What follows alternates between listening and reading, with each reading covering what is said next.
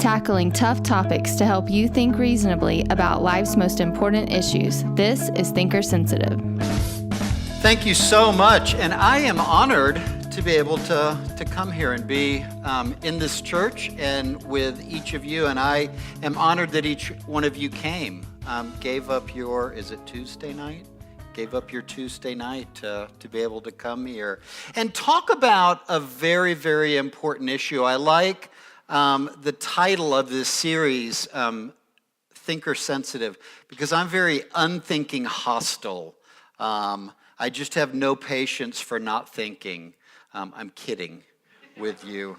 Let me just give a bit of a foundation for my work in this area and why I wrote this book. Working at Focus on the Family, and I've been there for decades, probably in about the mid-2000s, I started going to college campuses, primarily secular campuses, and debating the issue of same-sex marriage. And my interest there was, it was a big issue for our culture. We were deciding what we thought about this, young people, college students, and I had gotten together with a number of my gay or lesbian friends and said, can we get together and team up and go to some of these college campuses and have a real spirited debate and disagreement, but so that the students can learn from each side on this issue, but also show them that we can debate very passionately, but still honor one another. And that was in some ways, that was the greatest part of what we did, was people like, okay, these guys were going at it on the stage, calling each other names, not really, but afterwards you could see them interact and you could tell that they really were friends.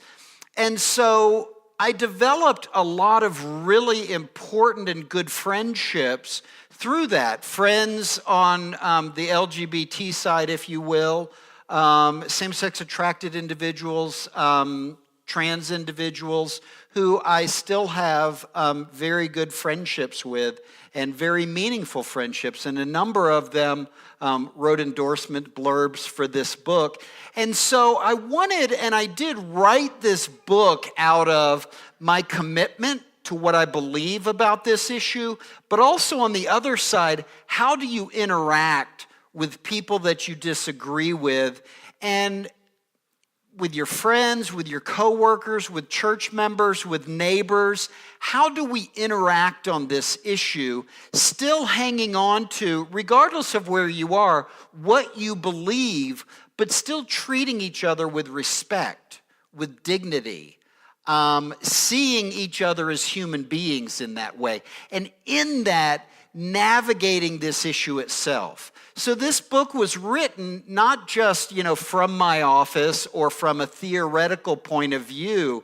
It was developed in the midst of these relationships. Mistakes that I've made with my gay and lesbian friends, mistakes that they've made with me in terms of being insensitive to, where they're coming from, where I'm coming from, and things like that. So I want you to know that this book was forged out of that. And that's a very important place to be. I tell my Christian friends that if you're going to be involved in this issue, if you're going to write on it, speak on it, educate people on it, the first thing that you need to do is go out and make a friend, meet somebody who is gay, lesbian, bisexual, transgender, whatever the case may be, so that you can temper what you say in light of your relationship that you have with that individual. That's very, very important, because we can't deal with these issues just theoretically in our mind or on paper. We have to deal with these issues in relationship to other real human beings. And so I want to just lay that down and let you know that's where I'm coming from. First of all, this first part, I'm going to speak to the church and to the larger culture. We need to know that as a culture and where we are at, the church, nor has any society historically ever been where we are today.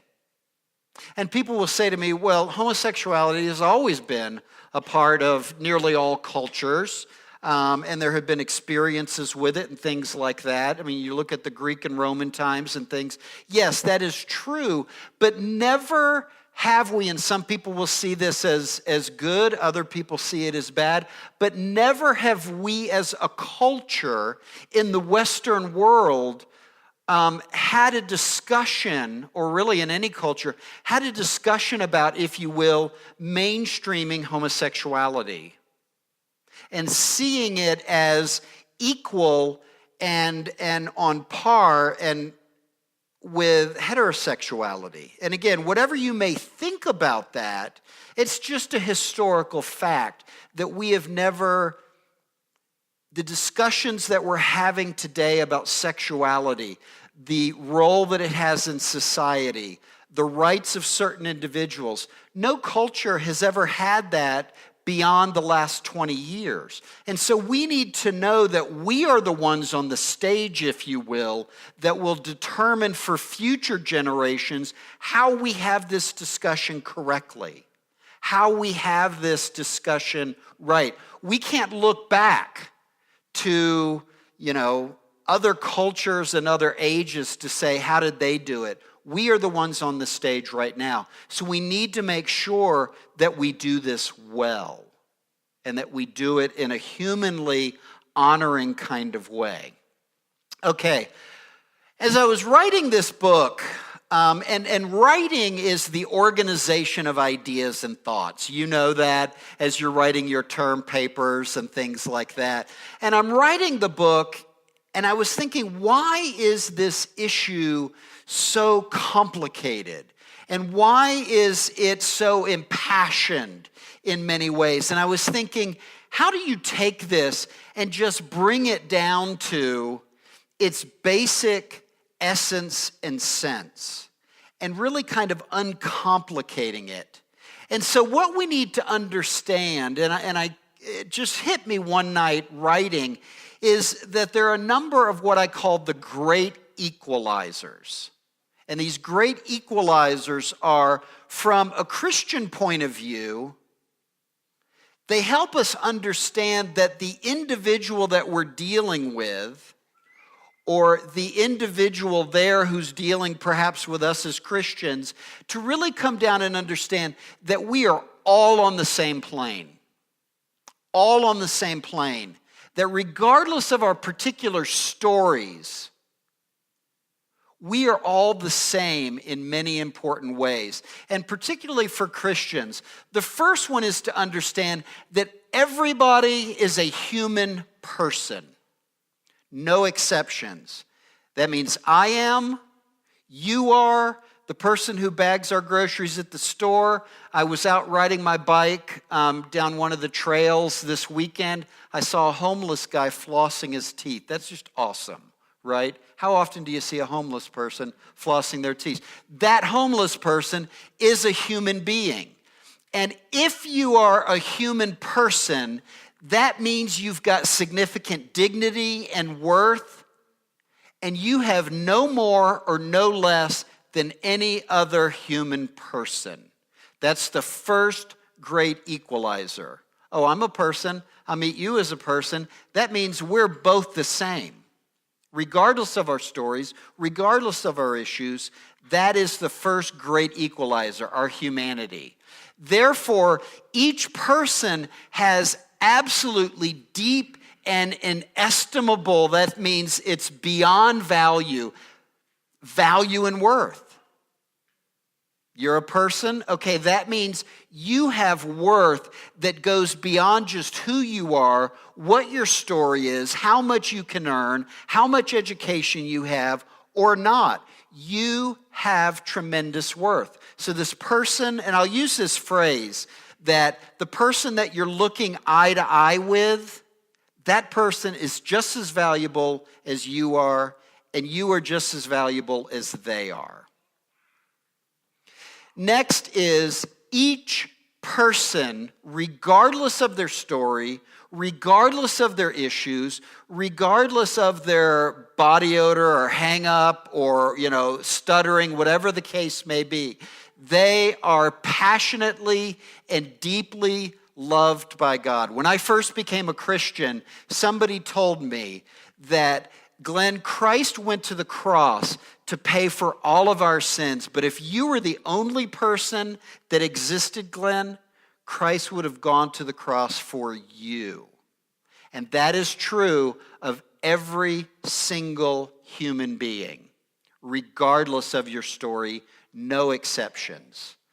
Everyone, though, as well has a terminal illness. It will end up killing them, and for Christian theology, that is sin.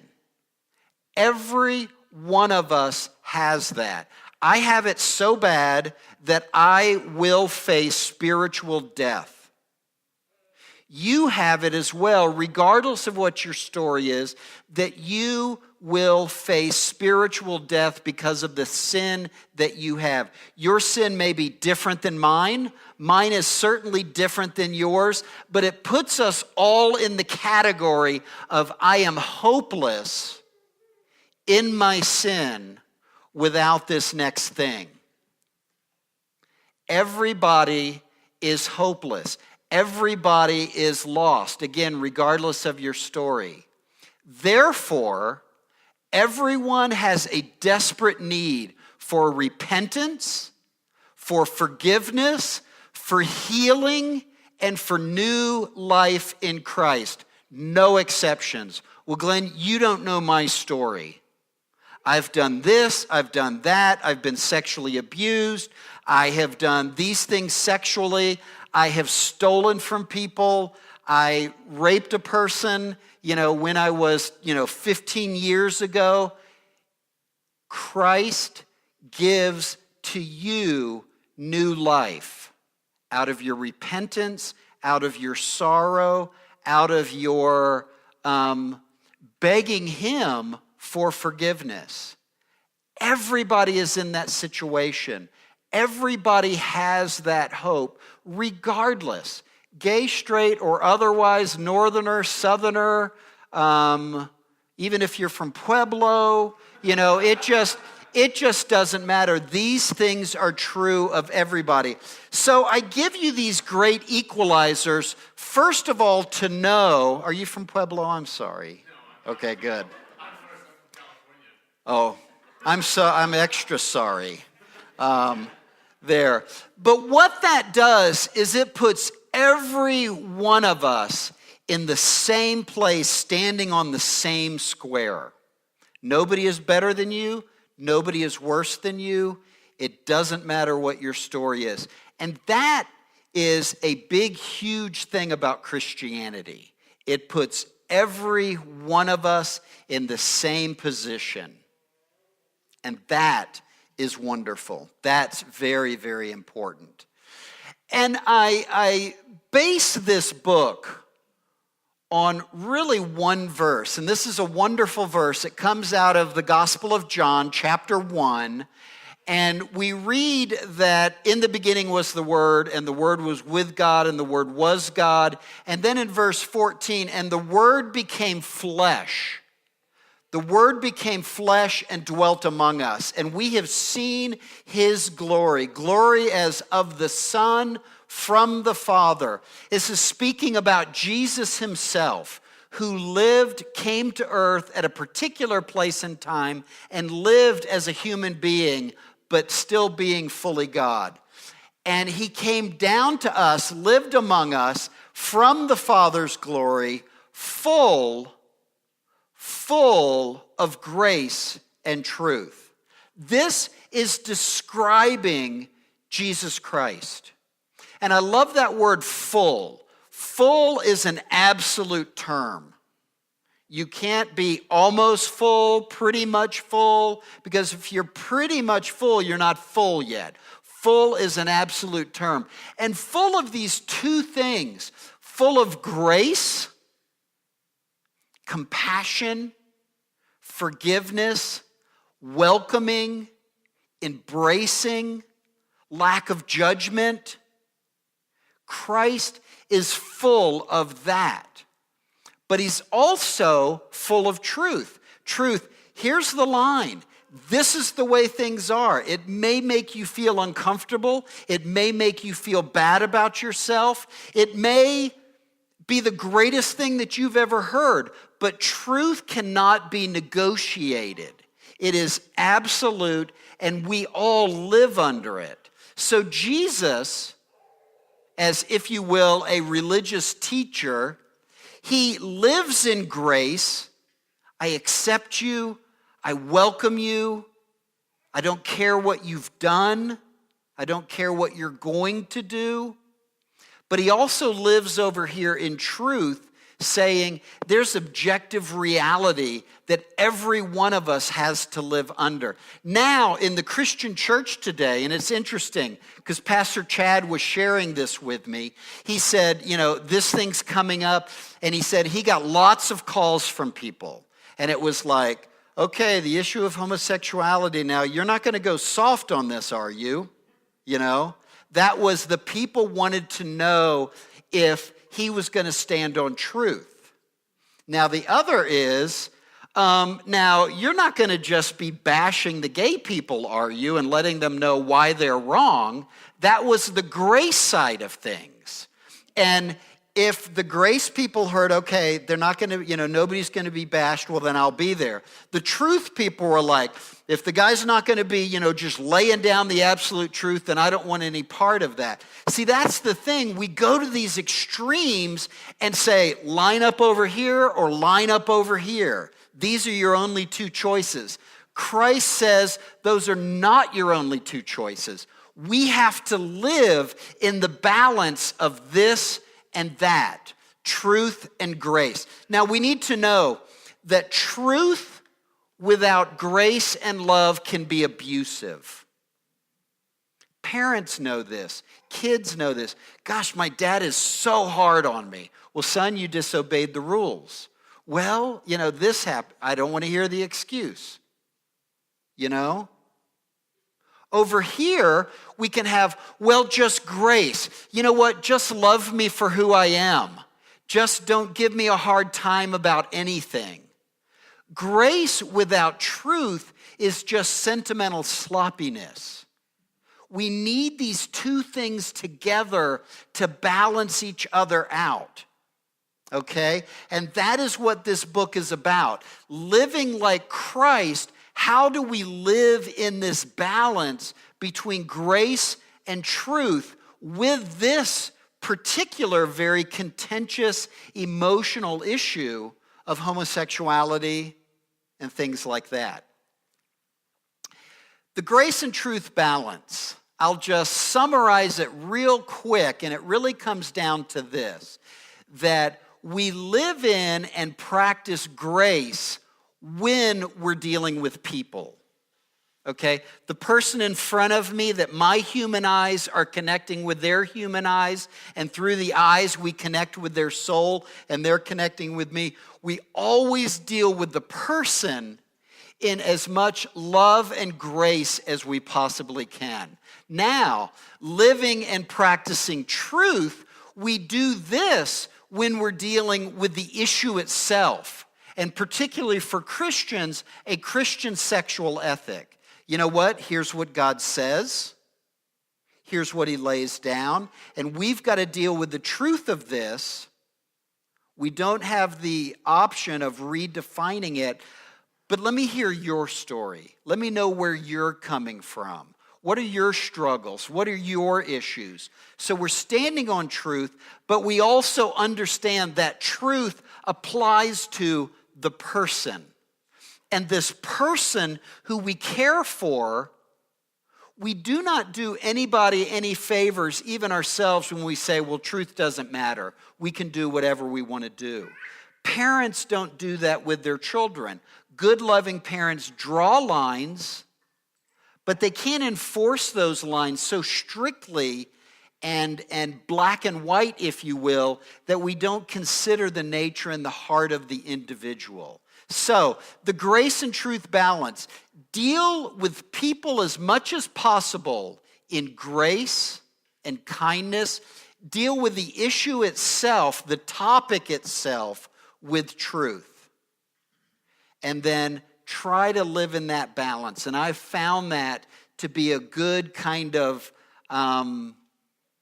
criteria, if you will, for getting that balance right.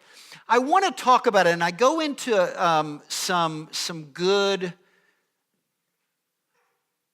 substance of this in the book, because we need to understand myths, okay? If I'm going to understand the Canadian person, then I have to understand what's really true about Canadian people rather than they say a boot and process and, things like that. I need to understand what the real facts are. And there are many myths concerning the issue of homosexuality where many people believe, oh no, this is the way that it is.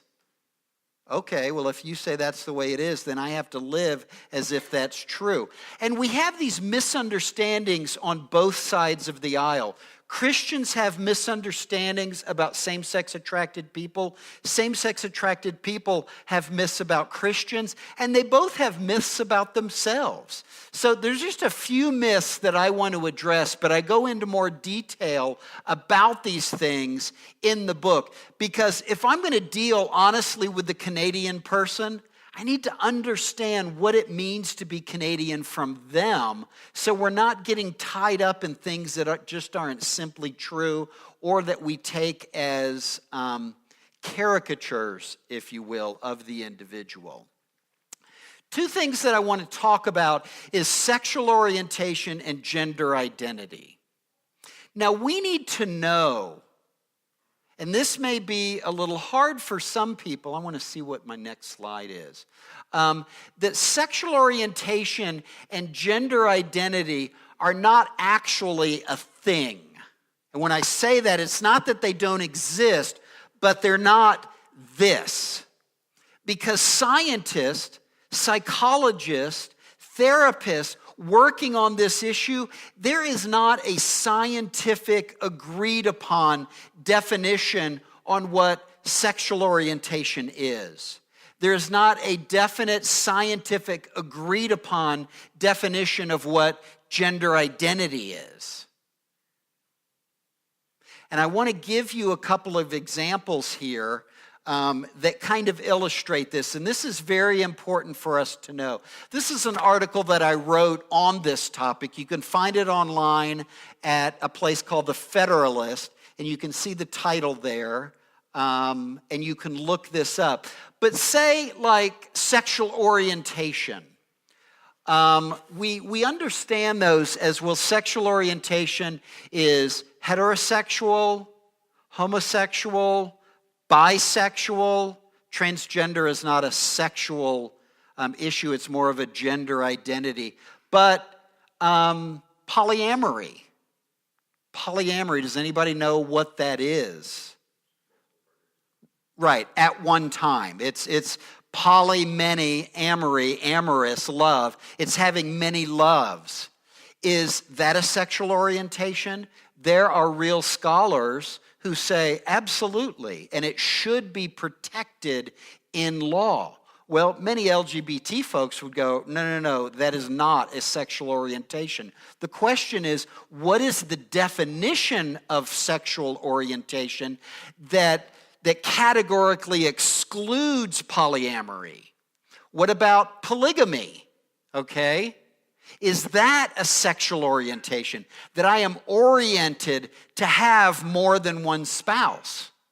People will go, oh, well, that's ridiculous. Well, show me in the definition that you operate in of what sexual orientation is that excludes this thing. See, the problem is, in culture today, we think, well, we all know what it means. Well, do we? when you ask some of these questions. There are sexual philias that seem weird to one person, but not weird to another person. Do sexual orientations have to be socially acceptable? What about sexual proclivities, if you will, or attractions that are not socially acceptable? Can those be orientations too? See, to get at that is a myth is that we think we know what this is, but there isn't scientific or academic objective understanding that sexual orientation is this and only this, and it does not include these other things. Same thing with gender identity. According to many gender theorists, in my talk right now, from the time I started to the time I'm ending, could I change my gender identity 2, 3, 4 times? Okay, in one sense, no, that's ridiculous. But if it's up to me and how I understand myself in my heart, I've had gender theorists tell me, you know what, Glenn, if that's your story and that's what you truly believe, then we would have to honor and respect that. Now, the question is, we have this disagreement. Let's look at the objective definition, scientific definition of gender identity, and determine, am I crazy or not for asserting that? We need to know and we need to understand that when we talk about sexual orientation or gender identity, it is simply not like race, ethnicity, color, things like that. Those are objective things.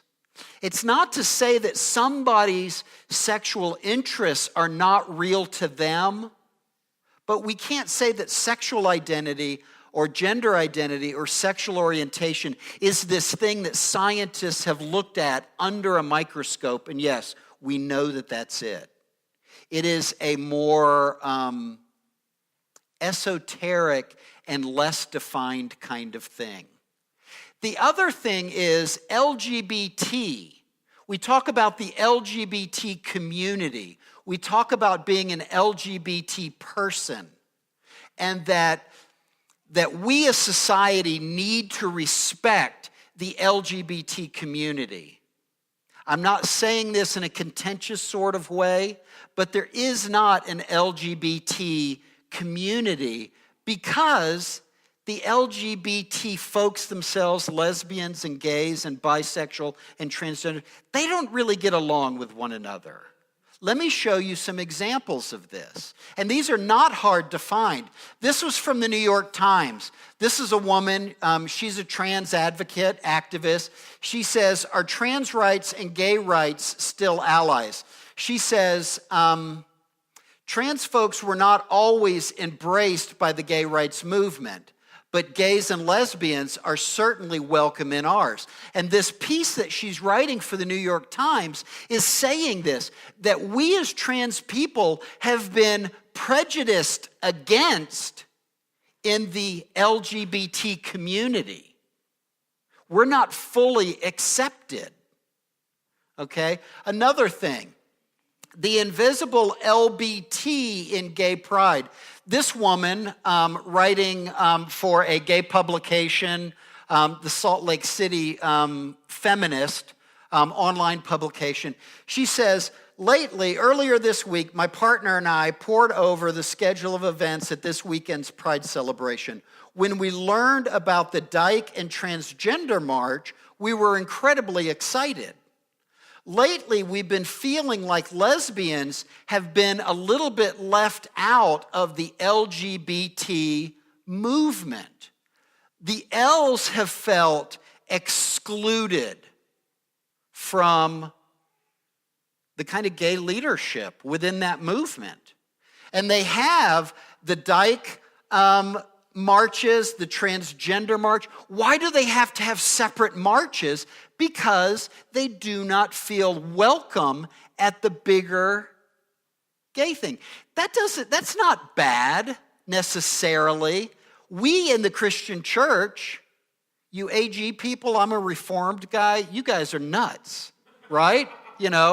You to me as a Reformed guy are like, yeah, and you guys live too much in your head. And then we've got just the crazy Presbyterians who, baptize their kids. I mean, in all communities, we have these disagreements with one another. And all I'm saying is, don't think that there's this monolithic agreement with the LGBT community and they're all, shoulder to shoulder together.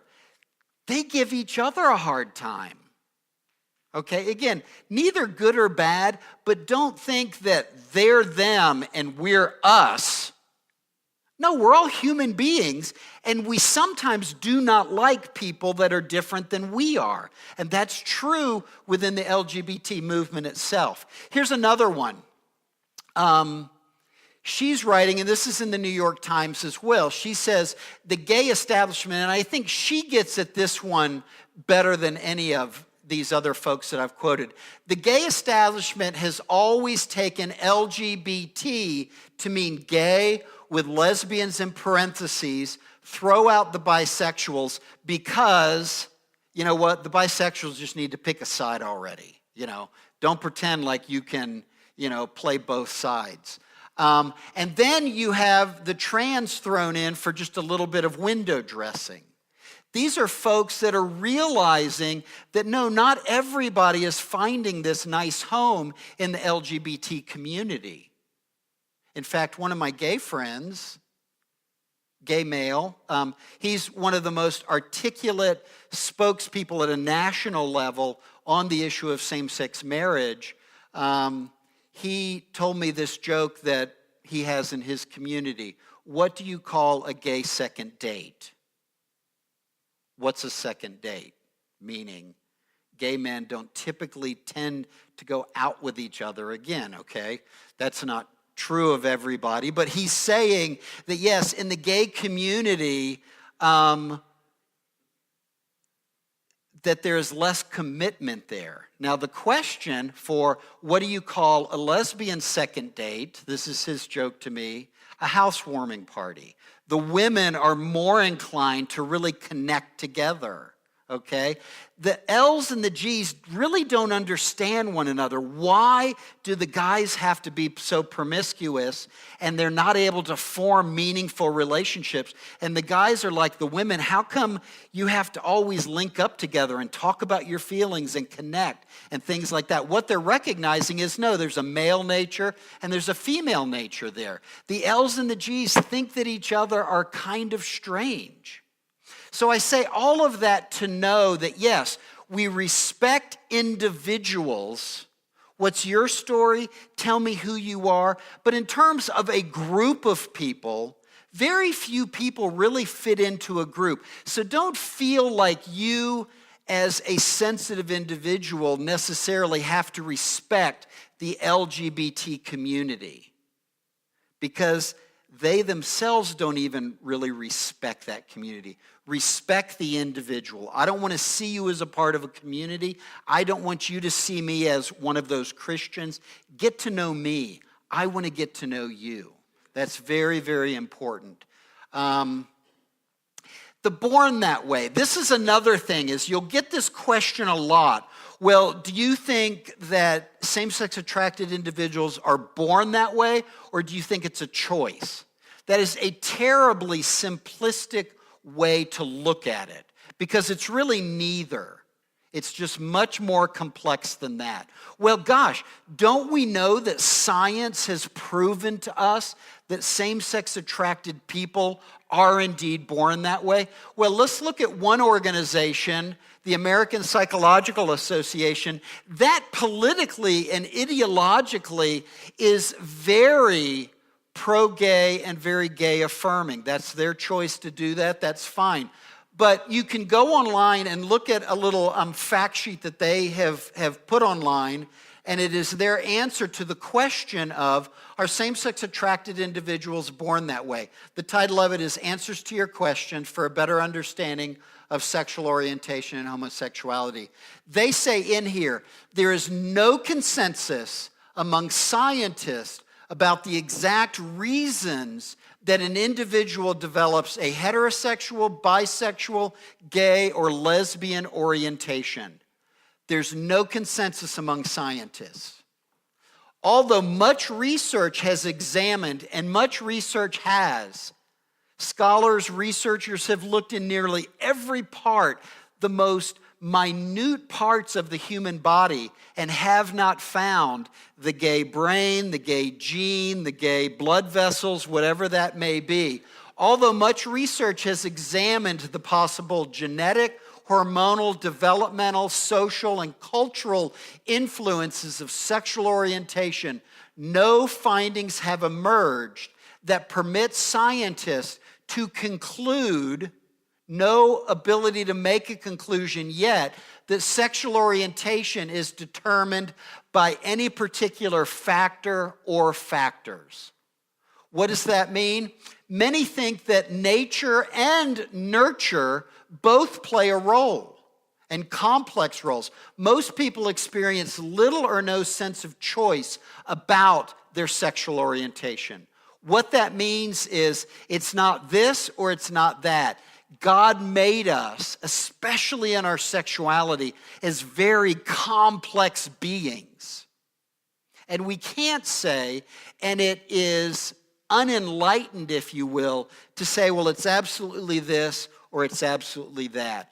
The idea is science just doesn't know. That's very important. I love this quote from Camille Paglia. She is very radical, I think more radical than many radical feminists. She's a lesbian. She's a professor at a major university in Philadelphia. But she's one of these individuals who just says it. She doesn't care what the politics are or what the proper expectation of her is. On this, she says, no one is born gay. The idea is ridiculous. But it is symptomatic of our over-politicized climate. And that's absolutely true. Over-politicized on our side, over-politicized on their side, and I even hate to say us and them, but it just makes conversation more simple. It is more symptomatic of our over-politicized climate that such assertions are given instant credence by gay activists and their media partisans. I think what gay men are remembering is that they were born different, and they have always been that way. Now, that's very true many times. But I have always been born depressed. I remember from earliest ages, I have just suffered depression. But that doesn't mean I was born that way. It doesn't determine who I am. I transcend what it is I am and what I feel like I was born with in the person that I want to be. And this is very important as well. That, and I don't know if I'll get to this later, but just even this phrase, gay Christian. Can an individual be a gay Christian? Well, first of all, I like to say that we never hyphenate Christian. Well, I'm a Pueblo Christian, or I am a white Christian, or I'm a black Christian, or I'm a northern Christian, or I'm an Asian Christian. Are you a Christian? Yes, that's all I need to know. You and I are brother and sister, you know. Same thing with the gay marker, if you will, in terms of my identity. What I like to tell individuals that I've met is, why don't you not see me as Glenn the Christian, or Glenn the employee of Focus on the Family, or Glenn the Republican? Just see me as Glenn. Get to know me. Yes, all these other things are true about me, but when you start to pick out one particular thing about a person and say that determines who they are, that's a bit of what we call prejudice. And I do not want to be prejudiced against you and reduce you to one thing about yourself, that you grew up in Alabama, that you're a sailor, that you're a vegan, or that you're gay, straight, lesbian, or whatever. How about if I, as Glenn, get to know you for who you are? And we can talk about all these other things. The fact that I came from the South, that'll come up in our conversations as we develop friendships. The fact that you're gay, well, that will probably come up in our conversations. I don't want to dismiss that, but nor do I want it to define you. I want to get to know you, Julie, for who Julie is. Could we operate that way in our relationship? And many times when I'll do that, they're like, yeah, that makes perfect sense. Yes, that's again the great equalizers. Let's interact with each other in that way and not let me determine you or judge you or accept you by one particular point of who you are, as important as you may think that is. Now, I want to end with this. Again, this goes back to orientation, and this is kind of a psychological construct that actually there was a big study done at the University of Chicago, and it was the biggest study done on sexuality in America that had ever been done. And you can find these two books. One is the big academic book, The Social Organization of Sexuality in the United States. The other thinner book is just Sex in America. But as these scholars from the University of Chicago were studying the issue of homosexuality, and we've heard 10% of the population is homosexual. They wanted to find out what is really true there. But what they got stuck in, and that larger book, The Social Organization of Sexuality, they go into great detail to how do we determine if an individual is homosexual or not, or even same-sex attracted. And this is the way they broke it down. And I thought this was not just insightful, but it helped me understand this issue is so much more confusing than we can think. Okay, attraction. That is one particular thing. Say for myself, okay, I slept with 2 guys in high school, and I slept with another one when I graduated from college. Those are the only 3 men that I have ever slept with. And all the rest of my engagements have been heterosexual. So what am I? We can't say, well, you slept with 3 guys. Did you enjoy it? Well, yeah, they were nice guys. Okay, then you're gay. Well, no. It's that question of what is it? Or what is it if I feel an attraction to the same sex, I've never acted on it, and I have just lived a celibate life, and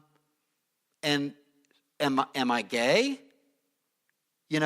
Or I feel a bit of attraction sometimes, but I have a wife, I have 16 kids, my life is very satisfying. Well, does that attraction make you gay or not? What about I'm heterosexual, I see myself as heterosexual, but sometimes if I'm a woman, I see other women and I think, what would it be like to be with them? If I'm a guy, I see some guys, and every once in a while, it's like, what is it that determines, okay, on this side of the line, no, you're not gay, but then over here, you are. Well, the other issue is orientation. In which way are you generally oriented? I feel this way most of the time. This is my sexual attraction. This is the way I'm kind of moving in my interest. If it's man toward woman, then we call that heterosexuality. If it's man toward other men, if I tend to be oriented that way, then I would have a same-sex attraction orientation. But now we have, even on top of that, again, I may never have acted on my orientation. And I may have that orientation, but I see myself not necessarily homosexual. Okay? But in terms of identity, what is my identity of myself? And we need to know that gay, even the word gay, is more of a socio-political term and identity than it is descriptive of somebody's sexuality. There are many gay and lesbian individuals who have no interest in kind of gay politics. Why do you have to brand me? I'm not down for the cause. Just let me live my life. I don't want to get in anybody's face. I just want to live my life. I say that in a way, gay is like, we think about the NRA. We could have, okay, I'm a gun owner. I have one gun. Do I think guns are good? You know what? They're okay. I'm glad I have one. I like to go out and shoot it, okay? That may be like the attraction, okay? Orientation would be, I really like guns. In fact, I'm a member of the NRA. I have 4 guns. I'm a member of the NRA. I wasn't last year, but I joined this year. It means like you're somewhere kind of there in the middle. You have a commitment. You have an identity and a connection. But now the lifetime NRA member, and you've got the bumper stickers on your car, and you've got the gun rack, that's like the identity. That's me. You could, hi, I'm Glenn Stanton, lifetime member of the NRA. Do not talk to me about certain things. Just a warning. That there are those kinds of levels within our sexuality. That's true of heterosexuals and homosexuals in that way.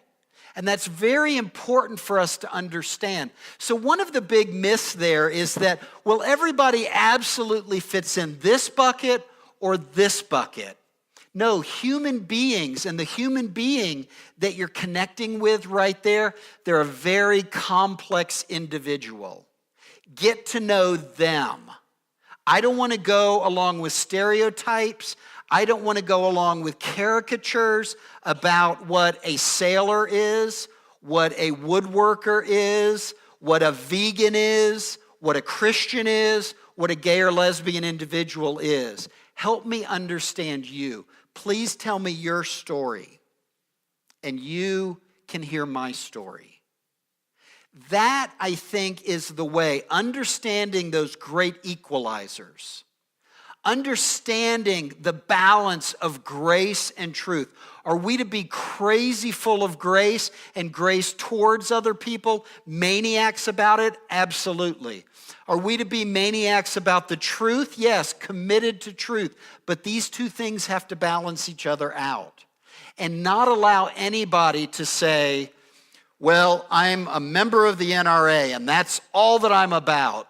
You know what, Jim? I think you're about more than that. And don't cheat yourself. As important as that may be to you, as important as anything else that could be true about you, do not let yourself be defined by one thing, because you are much, much more complex than that. Just like I don't want to define myself by my Christianity, from the fact that I'm a Coloradan, from the fact that I love to fly fish, from the fact that I came and was born into the family that I'm in. I want to live beyond that. And we all should encourage other people, our friends, to live beyond the smaller stories. And I don't mean that same-sex attraction or being gay, straight, lesbian, heterosexual is a small story, but it's only part of our story. And I think that is the proper and humanistic way, and I mean that word in the best sense of the word. That's the humanistic way. It's the humanist way of understanding humanity and celebrating the humanity of the other person. I think that's the best way to interact person to person. So, we're going to go to Q&A. Let me tell you that I've had hard questions before. Do not worry that anything that you would ask is, going to hurt my feelings, or that it would be too tough or too hard. Ask your honest questions. If it's a stupid question, I told them earlier, I will tell you it's a stupid question. Just so that you don't harbor any illusions about the nature of your question. So, did you want to start things off? Yes. First of all, let's please give a warm round of applause. Thank you. That was fantastic. We like this to these talks to be challenging to no matter what you believe, no matter what side you're on. And I think Glenn nailed that perfectly. So let me get this set up. Sorry. One question I do have, Glenn, just to kick things off, is recently up in Denver, there was a story of a 9-year-old boy who committed suicide. I believe he was transgender, though obviously not surgical. And some talks that I've had about that, tragic. Apparently, his family accepted him. A lot of his friends did, but he also faced a lot of bullying. And some of the talks that I've had with that has been, especially me as a Christian, is why do we care? If we just all shut up about this, then maybe that boy would not have killed himself. And I thought that was a very sobering and a very tough thing to ponder for a while. Yeah. And I'm just curious, maybe just a couple initial thoughts that you may have had. Yeah, heard about that. First of all, the center of that question is heartbreak. That was a little boy trying to live his life, trying to make sense of his life, and he's no longer with us, okay? Collectively as human beings, that has to break our heart. But there are other issues there, nor can we can't dismiss that, oh, well, it's just one of those crazy trans kids who haven't made up his mind about what he is. But nor can we over on this side say, see, you people, if you would just shut up about this, these kids wouldn't be dying. It's governed by the particular place that we come at. That's very significant. Two points here. One is there's a scholar at Cornell, Rich Savin Williams, Savin hyphenated Williams. He's done a lot of work in this area, and he's written a number of books on how do we advocate for gay, lesbian, trans youth and things like that. But he's one of these guys, kind of like Camille Paglia, in that he's honest. And he says many of these children are teased and get a hard time, not because they are gay or lesbian or trans per se, but they are gender atypical. It's the gender atypicalness of them. They don't fit in the box. They're a 6-year-old Mr. Rogers type. And I saw the documentary on Mr. Rogers. It's wonderful. If you didn't see it, go see it. But it's these kids are responding to, okay, you're not like me. You're not like you should be acting. If there is a gay or lesbian or trans individual who acts kind of like everybody else, they typically don't get a hard time because they're fitting in with how people. So we need to know that it's the gay politics of things. It's this. No, it's the gender atypicalness. And we need people like Mr. Rogers and others to say, you can be a great young man and not be the stereotypical kind of macho guy. Another thing that I want to say on this as well, and I've done a deep, deep bit of research in this, that youth and adult gay and lesbian suicide rates, they're tremendously high, higher than the rest of the population. But they are as equally high in the Netherlands, in Scandinavia, than they are in Alabama. What that tells us is it's not just whether the culture is embracing, because the Netherlands, incredibly gay affirming. Scandinavian countries, incredibly gay affirming, and have been for decades. But their suicide rate, their drug rate among same-sex attracted people is the same that it is here in the United States. So it's a false thing that, well, if we can just be more gay embracing, gay affirming, then these problems will go away. We want them to go away. We need them to go away. But in order to take that really seriously, we need to focus on what the problem might actually be. And a gay affirming culture does not seem to be the answer, regardless of what sort of the popular politics of today are. Because again, in the very most affirming gay cultures, suicide rate, drug use rate, psychological well-being rate still tremendously, tremendously high, on par with the rest of the world. So That's interesting. I did not know that. Again, for the Q&A, if you have a question, you feel extroverted, and you'd like to come up to the microphone and ask it, please go ahead. And then we've got some great questions here coming in off our Twitter or whatever feed it is. So, go ahead. Yeah, thanks so much for coming and sharing tonight. So I have a good friend of mine I went to Bible college with, is now he's gay, he would say he's gay, and went to Princeton Seminary. And so I'm trying to wrap my head around what are some good resources for Christians to help understand pro-gay theology. Where are they getting their theology that you can be a part of the gay community, live in a gay lifestyle, but yet still be a part of the Christian community, as they would say. So I don't know if you answered that in your book, or if you have some other resources that would help us understand just their theology of that. Yeah. I mean, that is a great, great question. And I mean, first of all, I would say, and I'm not saying that you mean this, but we can't think, okay, they've got their theology, I've got to study up so that we can, go like this. It's your friend, you know what? Listen to his story, okay? I knew you here, and now you're here. Help me understand what happened there. And in that, you're building the friendship. You're building the relationship. And I will say this, and I say it in the book, and I say it a lot. For Christians, do not even pursue that relationship toward the end of bringing them to Christ.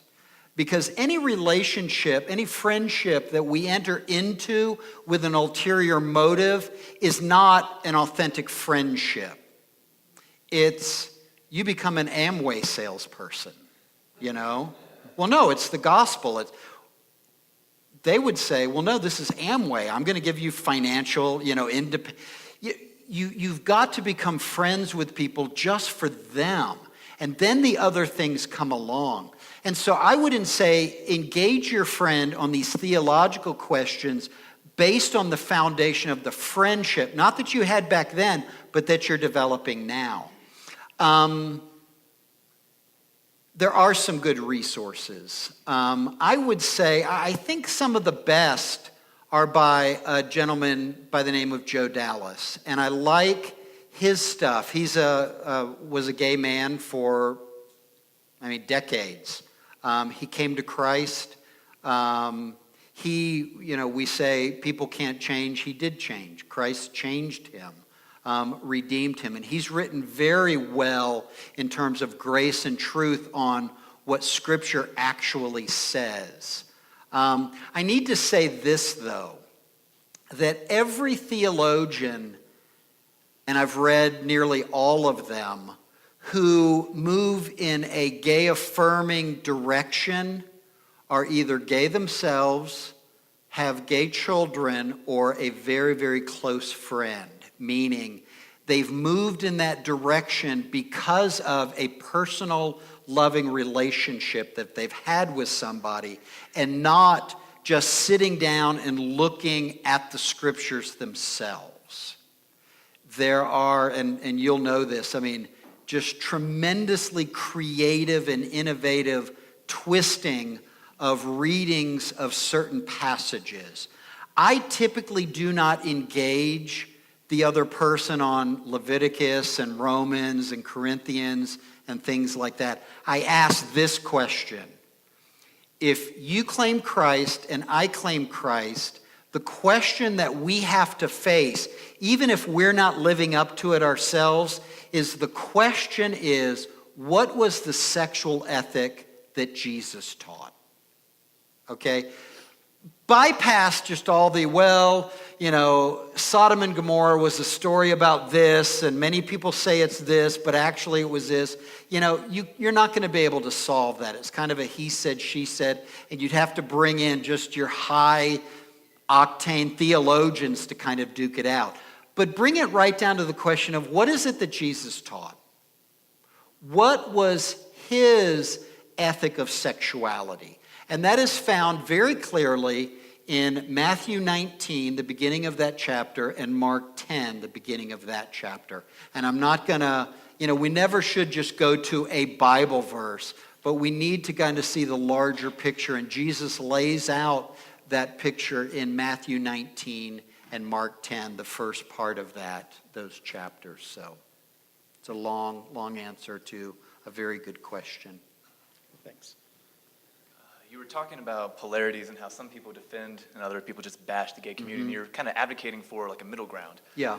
What would you say the gospel uniquely addresses all three of those positions? And how would we not just get past our theology, but what does the gospel really have to say uniquely for those people?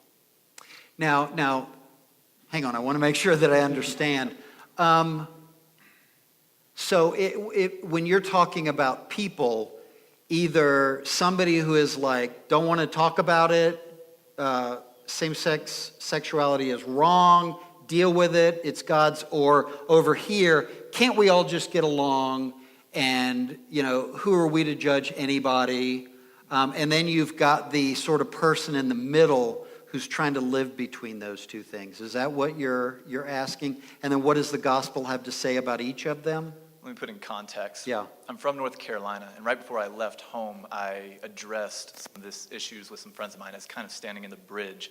Timothy Keller recently promoted Sam Alberry's work, and that created quite a stir in my church that is very much, we don't allow any of that kind of thinking in the church. We are not an inclusive church. Okay. And then on the other hand, there is also a gay community in my church that I'm very much a part of. I stand with them in vigils and that kind of thing. And I kind of find myself in this bridge. Meanwhile, I'm talking to my Muslim friends, and we also have a lot of conversations about this issue because it is a political issue for us both. And so I'm asking, what does the gospel uniquely, as opposed to world religions, also address each one of those three positions? The one who is against bridging the gap and totally for the gay community. Okay. That's a huge question. It is. It's a good question. The answer is yes, definitively. No, the issue is like with the truth over here, we had, we would think those were the Pharisees and the Sadducees, here's how it is. But we need to understand John the Baptist was that way too. John the Baptist was not very sensitive to individuals' feelings, So there is room for that, but it's a very unique kind of calling, okay? But I think there are many in the Christian community who just I'm rude, I'm obnoxious, and I'm arrogant. Why don't we just call me John the Baptist? No, you're not John the Baptist, you're just rude and arrogant, and, you like to just make people feel bad. Well, over here, you may have, and so Christ is like, deal with the person. Interact with the person, the woman at the well. He's hearing her story. She's had a number of husbands. He doesn't say, well, gosh, that's an interesting way to live. Tell me about how that is, and let me embrace you there. But he does talk with her. He does love her. He does care for her. But he calls her to something different.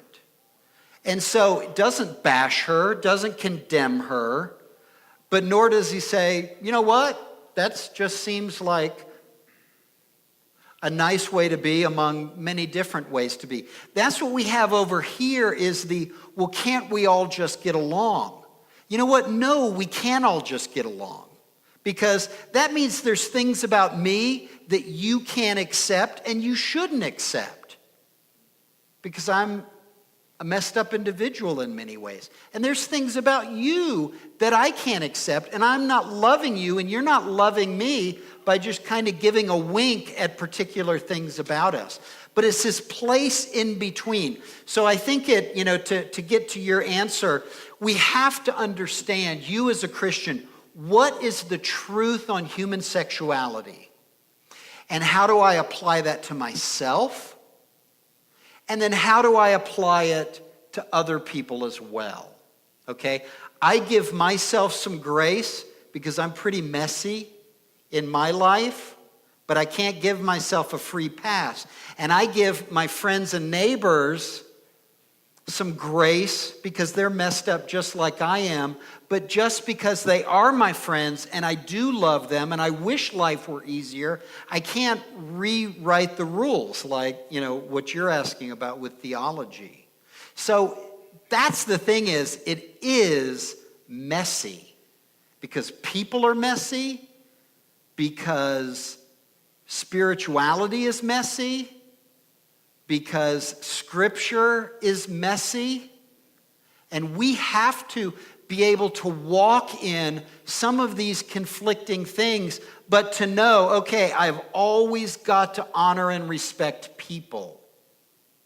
But also, Christ has given me the way, the truth, and the life. He is the way, the truth, and the life. And regardless of what I think, I can't recast that and redefine that to make it fit with my picture. And so it's really actually quite good that you live in that conflict. Because, I just want to come live over here where it's simple. Or I just want to come live over here where it's simple. You know what? That's not where life is lived at either of these extremes. Life is lived here. And we've got to try to work that out. Ask wise people around us. Sam Alberry's book. He's a pastor in England. Same-sex attracted. He has not been healed of that, if you will, but he lives obediently under Christ with that attraction. Very conservative guy, very traditional guy, but he's living honestly with that, and he's a very interesting individual. And one is his book, very, very thin, Sam Alberry, A-L-L or A-L Berry. Look it up. It's just very, very good. Because, again, it doesn't fit in either box that way. So, very good question. All right, we're going to get one of these questions quickly here. And there's a few on the same subject, so I'm just going to pick one, but they're all kind of the same. In terms of business, how can we politely address that we cannot provide our services to them? That's huge. That's huge. And it gets so confused in our communication today. Our friend up in Denver, okay, it is portrayed of, well, he won't serve gay people. You know what? Just be quiet, because you have no idea what you're talking about. Okay, this man, this baker, he will not bake a cake for a gay wedding. Okay, now you know what you're talking about, right? So the issue is we should, even to say we should serve everybody, nobody serves everybody, okay? Hitler comes into your place, you know what, I'm sorry, I'm going to have to cut you off, okay? So we do need to know that, no, not everybody can go along with everybody. And I don't mean to say the people who came in to get that cake were equivalent to Hitler. We can do better than that, and we know I'm not saying that. But to say that I would like for you to make something to help me celebrate X, Y, or Z, and I don't care how you feel about X, Y, or Z, I'm going to demand that you participate in this with me. This gentleman up in Denver, I have a friend here who is a baker. He would do a gay wedding cake, but he said, I have people come in that want me to do a cake for a bachelor party or, a woman getting married, and they want a phallic, penis-shaped cake. You know what? Ain't doing it. Does that mean he hates heterosexuals? No, he's just like, I'm just not going to do that. This gentleman up in Denver, he doesn't do Halloween cakes. Okay, me as a Christian, like, you know what, just do the Halloween cake. Well, no, that's his conviction. He has the right to either do or not do that. Now, here's a situation. I work at Focus on the Family. We have meetings, gatherings of our friends, our leaders all around the nation to see how to defend and work for the things that we believe. Same-sex marriage, same-sex adoption. What if we had one of these big conferences and we hired a caterer, as we do, and these caterers, they didn't know who we are, but they found out who we are, and they said, we're two gay men, we're running a business here, we didn't know what you were about, but now we know what you're about, and you know what, we just do not feel comfortable catering your event. We would say, oh my goodness, there's 101 other caterers that we can go to. This is a knife, if you will, that cuts both ways. We need to allow our fellow citizens to do things that they're comfortable and not do things that they're uncomfortable with. So, yes, somebody comes into your shop, wants to buy a cupcake, wants to buy a cookie. You don't interview them. You don't shake them down. Like, are you an atheist? Are you gay? Did you vote for Trump? Just deal with them. But if somebody comes into your shop and says, I want you to make a cake that says Trump is God of the universe and everybody must bow to him, you know what? No, you don't have to make that cake. But you should sell that person cookies or whatever. It's the issue, and it's the difference between, are they just coming in as a person, or are they coming in tied to an agenda and asking you to participate through your art in that agenda that you don't agree with? We should be able to give people that freedom. Okay, thanks. Go ahead. The Civil Rights Act of 1964 outlawed discrimination based on race, gender, religion, for housing, employment, and education opportunity. For your truth, should my gay friends be worried about access to education, housing, and employment based on your theology? Well, first of all, to understand, and this is very, very important, and I appreciate the question, is no, they shouldn't, because I have no power over anybody else, okay? The government is not going to go, well, there's Glenn Stanton in Colorado Springs who believes these things, so maybe we should change our laws. I have a vote and I have a voice. So I have no particular power that you don't have, okay? Or my theology. It's interesting that even, people, well, Mike Pence is a very conservative Christian, and he wants to start a theocracy. You know what? Find the smallest thread of evidence that he wants to do that. And I'm not saying that that's what you're saying. But the thing is I can believe whatever I want, and my power does not go beyond my voting card and my ability to vote, or my voice and my ability to write and to speak. And you have the same power. And democracy is more empowered when more of us join in, regardless of what our faith is, regardless of what our beliefs are, rather than saying, well, I need to sit back and disengage because I have a very conservative Christian, Jewish, or Islamic faith. No, democracy is empowered, it's enriched by more of us getting involved. So if you're concerned, and I mean this sincerely, if you're concerned about my influence, then go get 2 of your friends to cancel out my vote, and I should do the same thing with you in that way. The other is we can have the debate about whether race is the same as sexual orientation. And that's what I was speaking of earlier. We don't even have a clear definition in law or science what sexual orientation is or is not. And so we can't say, well, sexual orientation is just as determined and objective and real as race or color or ethnicity is. It's just not true. And so we can't equate those two things together. And if we do, we're not being honest with ourselves and what we know as a society about either of those two things. So I appreciate that. I appreciate that question. Thanks. All right, go one more here. This is kind of more of another, maybe more of a tactical question. As a follower of Christ in the Army, I encounter the daily impasse of working with gay soldiers and sharing my faith. How can I approach sharing my faith in Christ without offending my battle buddy? Wow. Now, see, with that, I would say just how do I share my faith with X, Joe, Frank, Jim, Sally, without offending them? In some sense, in our church a couple weeks ago, there was the part of the gospel where the disciples said, wow, that is a hard teaching. And Jesus said, are you going to walk away too? Because many people walked away.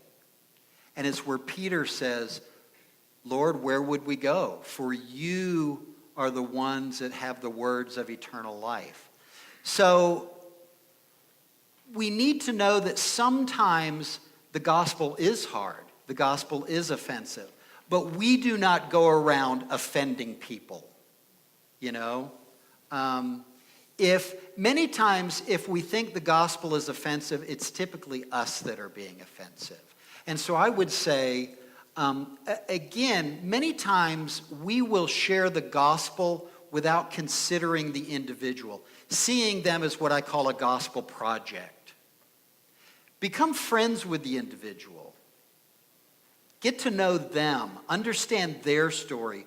What are their struggles? The gospel stuff will come up later, flourishing out of that relationship that you have. So gay, straight, otherwise, get to know the individual and get to know them for the friendship itself. Friendship is an intrinsic good.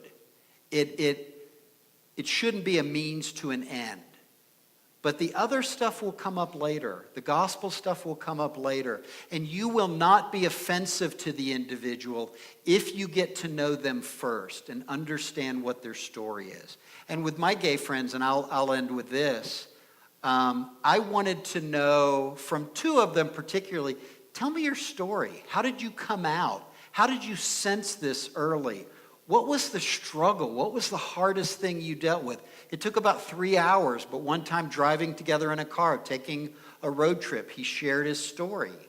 And I would hope that it never happened, but he would ask me my story. Okay, so you're one of those crazy Christians who believed that a man actually died and was rose again. Tell me how, as an intelligent individual, you believe that. Well, I'm glad you asked. You know, to be able to share those things out of the friendship and out of the trust and respect that we have, rather than saying, oh gosh, there's a new target for my gospel gun, if you will. So. That's just great general advice. Yeah. All right, we have time for one more question. Anybody out there? Yeah? Go ahead, Brett. Oh, you guys got to fight. He showed more enthusiasm. Two? Rock, paper, scissors? 2 more? All right, we'll do 2 more. Are And you good with 2 speed more? round, yes. Okay, Lightning- 2 speed lightning round round, questions. right. Go. So for me, I view the cultural battle as kind of lost. Maybe I'm a little bit skeptical in terms of sexuality and kind of the cultural acceptance of these things. My question is, how do we engage in the cultural battle, even if it seems like a lost cause, and what's the point in doing that? Great question. I wrote another piece on this at the Federalist, and it is, and I'm not saying that you have this, but the culture is lost. The war is over. That is a misunderstanding of how culture works, primarily because there's no ding. There's no, okay, they've won. It's, you think about Roe v. Wade was the decision in 1973 that legalized abortion, okay? You would think that was the ding. The pro-life people have lost. You look at young women today, 30 years younger, they are more inclined to be not ideologically pro-life, but they are more likely to say the life in the womb is valuable and should be protected. What happened there is there was this big thing that happened, but still people continue to act as individuals. You know, a lot of these young women, they heard their mother's abortion stories, and they say, you know what, this wasn't just an event that happened one day. This has haunted my mother. We're going to see on the same-sex parenting thing. You know what? Either these kids are turning out wonderful, or you know what? No, we're kind of realizing I love my two moms, but I was robbed of a dad. And so this thing of culture is complex, and there never is okay, the clock's run out and this team won. There are battles here and there for this side and for this side, but we need to continue to stay in the game and contend for those things which we believe, regardless of what that is. But no, it's not like the clock ever runs out and boom, game's over, winners over here, losers over there. Culture just doesn't work that way. Last one. Take your time.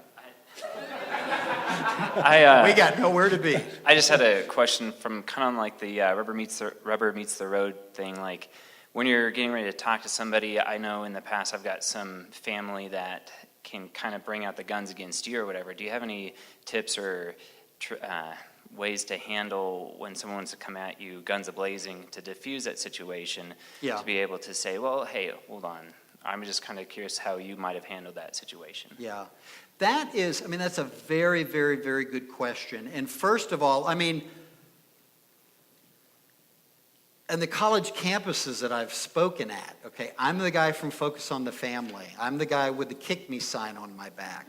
And I will have a lot of people like, you, Mr. Stanton, you know, and you just kind of move out of the way and just let their force coming at you take care of itself. And so what I'll do is, my rule is if somebody wants to engage you honestly and thoughtfully, you meet them where they are. If they just want to blast you, you know what, not going to play that game. And so you just say, you're at the Thanksgiving table with Uncle Frank, and there he goes again, you know? Well, Uncle Frank, that's one way to see it. Did anybody see the game yesterday? You know what, I'm just not going to engage you. But if he's asking a somewhat serious question with some passion to him, I hear your passion, but let me address the question. See, call out the passion and go like, you know what, Uncle Frank, let's bring it down a little bit, you know? And you would hope somebody would do that with you as well. Dr. Dobson, actually, we have this thing at Focus on the Family. He would call it E for E. When you're responding in a letter, responding in a phone call, emotion for emotion. Connect with the person where they're at. And there's nothing wrong with just listening to somebody. You know what? Tell me why you feel that way.